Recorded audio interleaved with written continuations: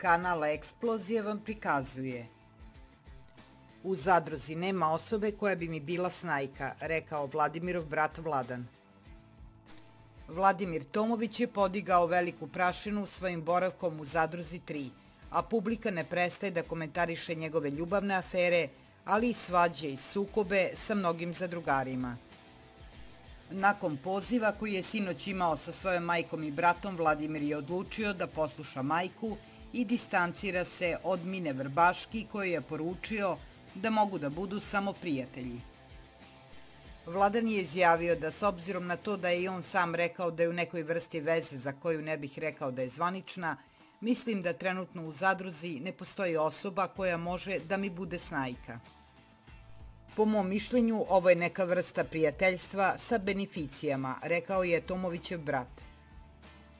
Kako se u Beloj kući, a i van nje spekuliše da je Vladimir sada Minino sredstvo za osvetu Stani Dobrojević, koja je u protekloj sezoni Mini preotela dečka Marka Markovića, Vladan je rekao: Vladimir ne može da postane ničije sredstvo, može samo da izazove kontraefekat da to ona postane, naveo je on. Sukob između Tomovića i Ivane Krunić poslednjih nekoliko dana trese zadrugu 3. A Vladimir je pre tog sukoba često isticao da je Ivana devojka za primer koja bi mogla da bude njegova izabranica.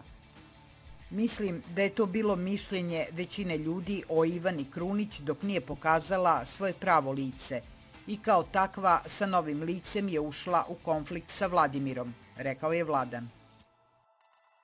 Protekle noći, a i tokom ovonedeljne žurke, došlo je do žestoke svađe između Tomovića i Radeta Lazića, pa je time puklo još jedno veliko reality prijateljstvo, a Vladimirov brat tvrdi da je Rade za sve kriv.